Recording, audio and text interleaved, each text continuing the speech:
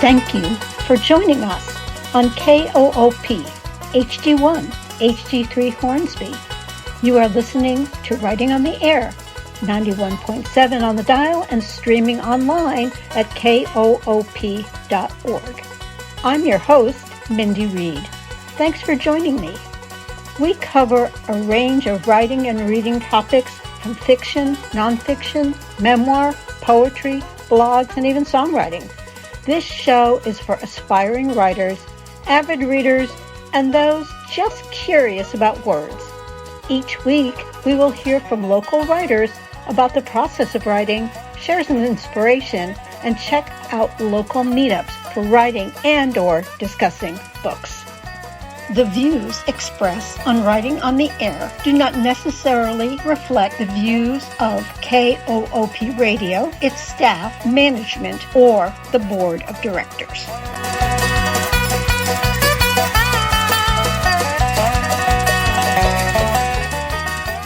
Welcome to our June 21st broadcast of Writing on the Air.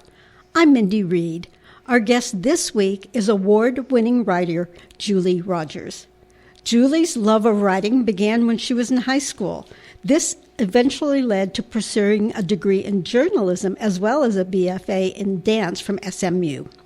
Her latest novel is Falling Stars, which has a unique perspective on vampires and the duality of medicine and magic.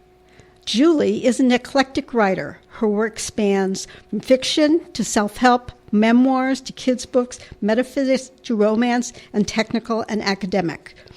Her books include Happy Tales, How Pets Can Help You Survive Divorce, Hootie, a 3rd to 5th grade book about a barn owl, 7 short stories, Letters, Sidereal Insight for a 21st Century Mystic, which I believe she wrote with her son, Simeon, A Greater Reality, and When Pigs Fly Over the Moon, a romantic comedy. Welcome, Julie Rogers. Thank you so much, Mindy, for having me today. So did I leave anything out on your introduction? You did a better introduction than I could ever do. Well, you sent me the materials, so thank you. So I want to start with talking about Falling Stars. So do you draw upon personal experiences when you create fiction, and how did you manifest it? And if so, how did you manifest it in Falling Stars? I would say absolutely. As I think back through all 7, they all have links to real life. I think it just came from my training, journalism, real life. My first books were really articles, and they were taken from real people. And those characters became composites over time in these books.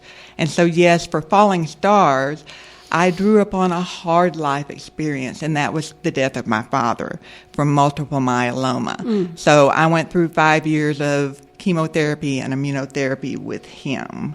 And so that does filter into this book, both the courage and the willingness to overcome and the hope.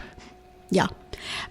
And then the way that you bring this element of the magic and the vampire, and it's not just science, but it's something else that the young boy in your book sees as part of his illness. Yes, it's beyond science. It's the power of the mind, really, when you get right down to it.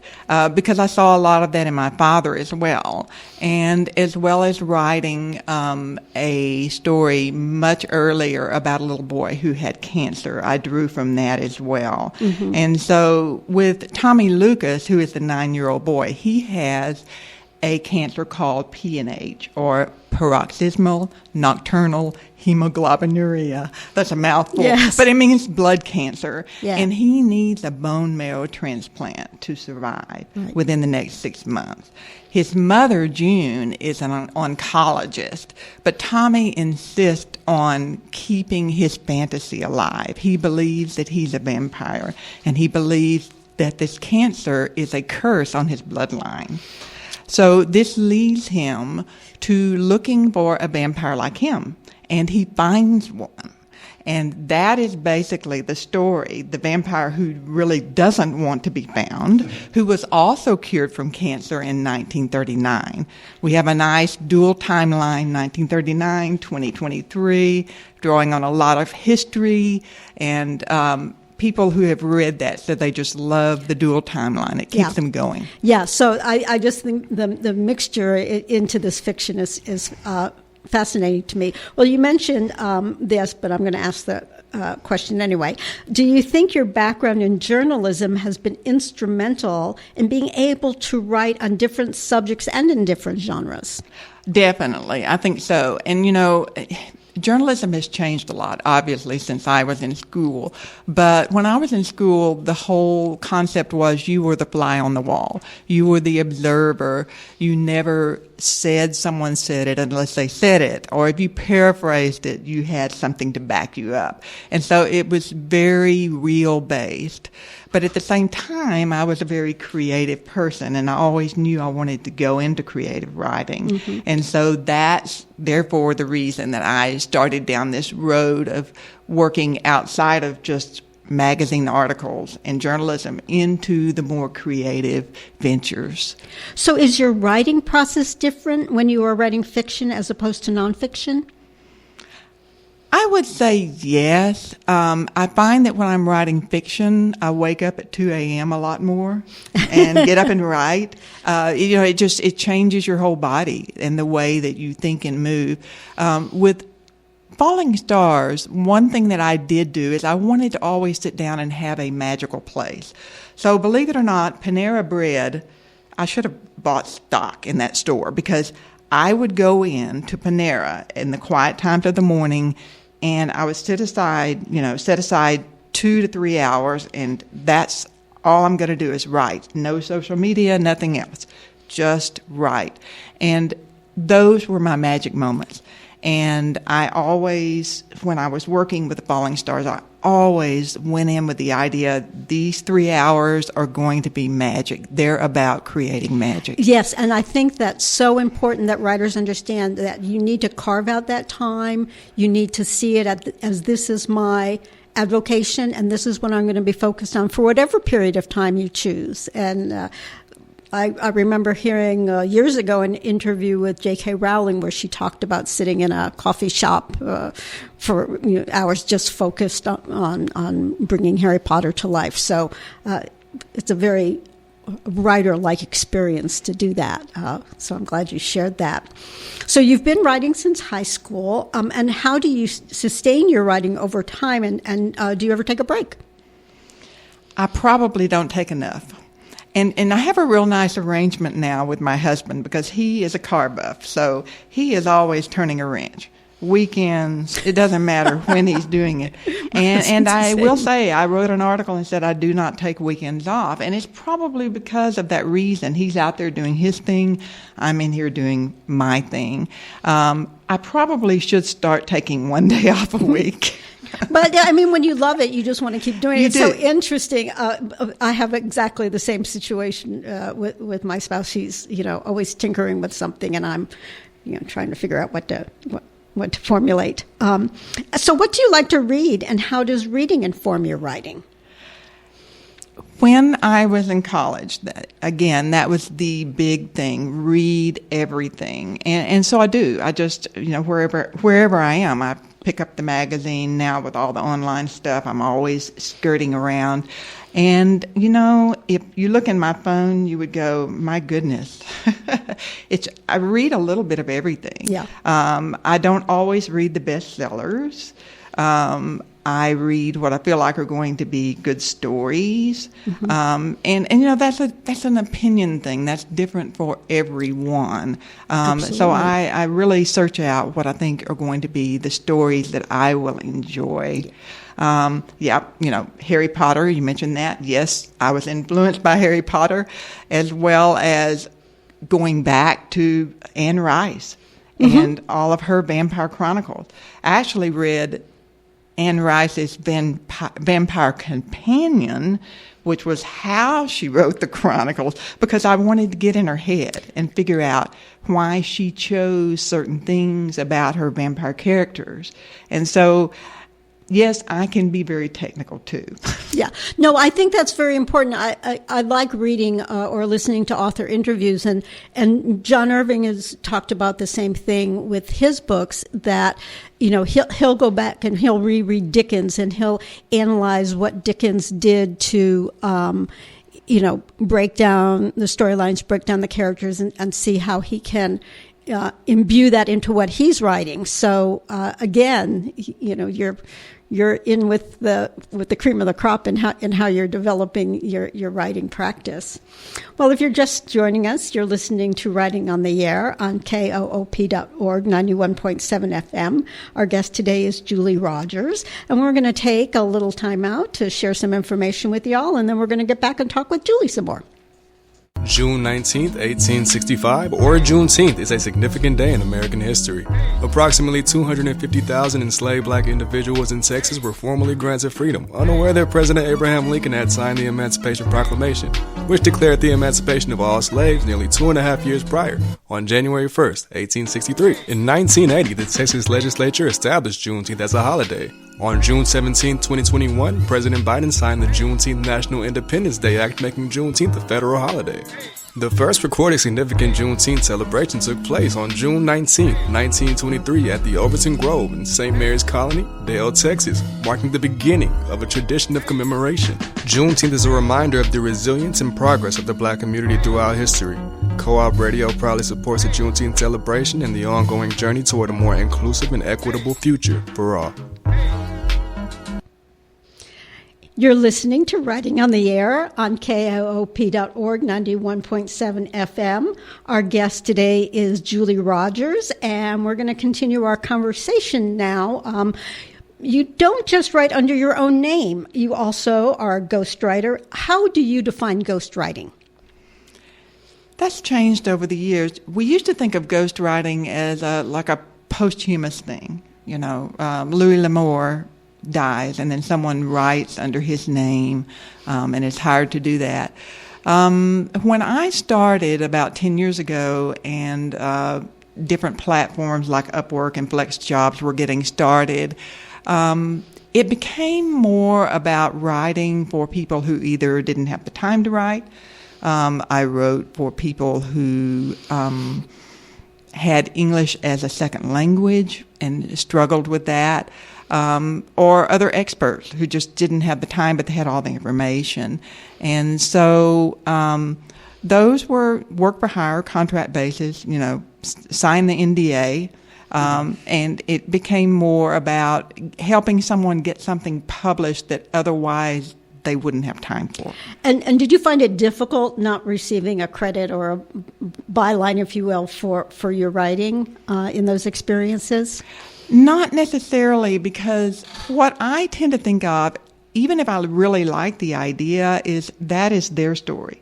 That is their stuff. That is their message. It's not necessarily mine. And so I kind of, even though I may respect it very much, I separate myself and say, that's not something that I would have written myself. So what are some of the ways that you ensure you're maintaining the subject's voice or the person who you contracted with, their voice?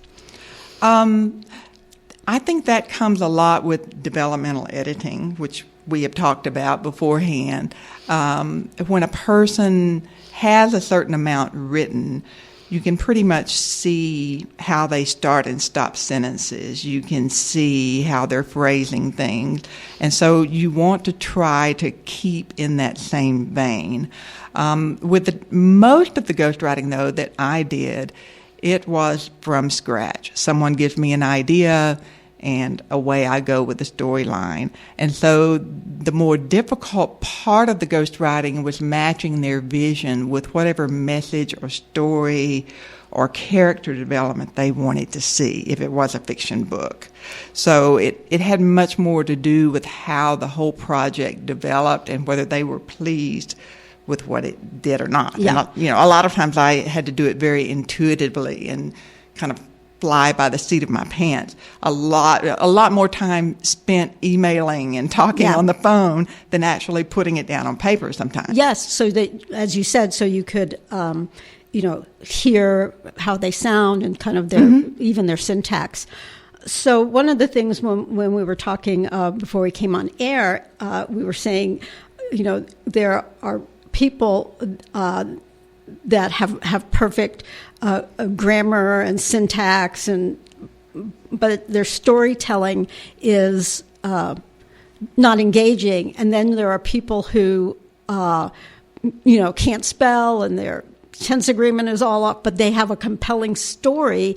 I know for myself that's the type of person I enjoy collaborating with. Do you have an example of someone you are collaborating with that kind of shares your point of view on the collaboration process?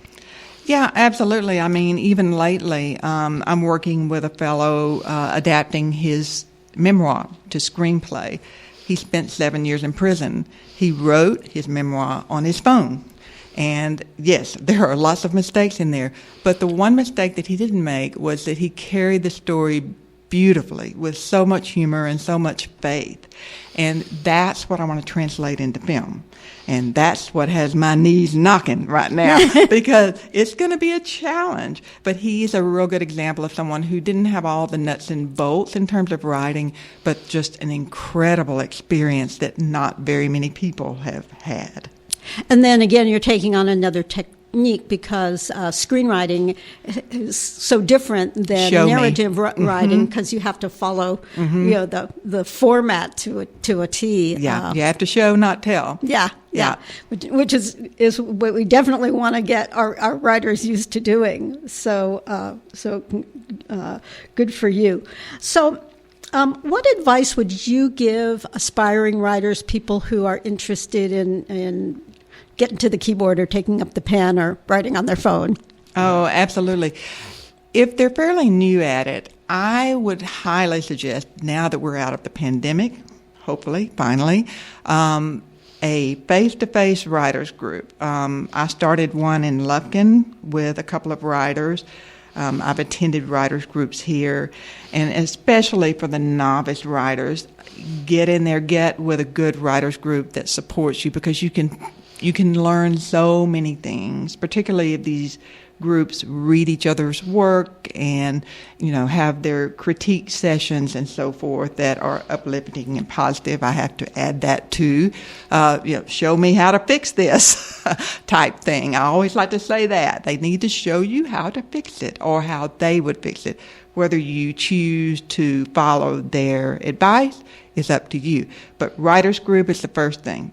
Yeah, and again, that was something that we had a brief conversation on before we came on air. When I first came to Austin, it's going to be 40 years in August that I came to Austin. So I'm almost an Austinite.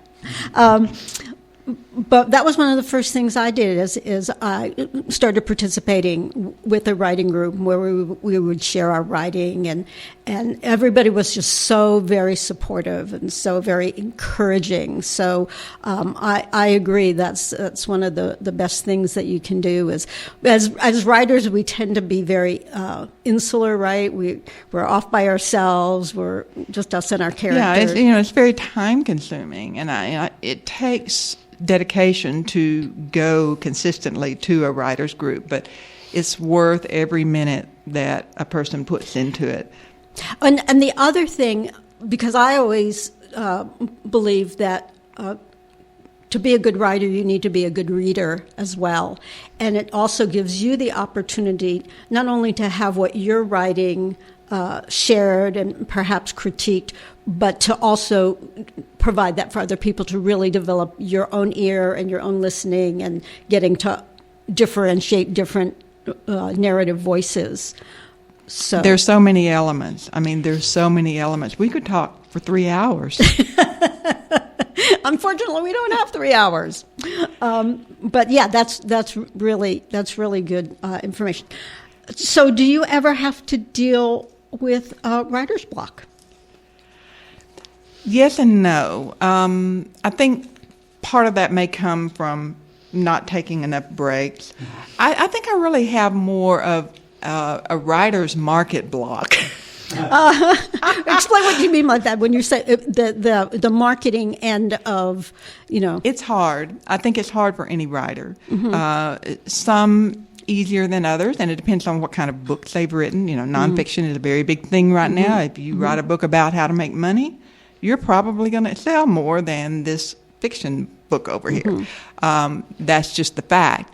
But yes, I would say that would be my one block, would be getting out there and selling it. And then all the different social media platforms that you have to be. There's a lot of work. There's a lot of work involved in that. And I know that that's something that many writers opine that they have to spend as much or as more time promoting or getting the word out about their books. And it doesn't matter if you're an independently published author or whether you've got a major publishing company. They expect you to do this work and to. It's like they don't do your hair and makeup anymore on TV. You have to do it yourself. Yes. So yes, it's a DIY thing. And I will say this: in order to keep from driving myself crazy with the whole writing thing, what I have adopted is sort of a view of serendipity, in that I believe that the person who is going to find my book will find it. I believe that the person who is going to read my book will read it, and that's it. That's the end of it. Yeah. That's the end of it. I still do the work. I still make the list. I still check them off. But as an overall faith, if you want to call it, I just have to believe it will go into the hands where it's supposed to be. Yeah, and I can appreciate that. And I've come across books that I'm like, well, how did I not know about this book? And I'll read it and I'll just devour it, and I'll say to somebody, have you heard of this book? And they'll go like, no, what are you talking about? And it's like, so I think there's just so much out there. As you said, we just have to hope that what we're meant to connect with falls into our hands. Absolutely. But a lot of this isn't new. I was reading a book earlier this week. It's from John Steinbeck's Journal of a Novel, where he writes his experience of writing East of Eden, and he addresses writer's block in this. And so I thought I would just read this one passage that I came across in this book. When his writing was blocked, he would sit down and write a long letter to a friend whom he loved. John Steinbeck, in writing East of Eden, unblocked himself for the daily stint ahead by writing a letter to his close friend and editor, Pascal Covici. It was written on the blue ruled pages of a large notebook size 10 3/4 by 14 inches, which Covici had supplied. After 2 opening letters, which filled the first few pages continuously, the letters appeared only on the left-hand pages. On the right, when Steinbeck felt ready, he proceeded to the text of the novel.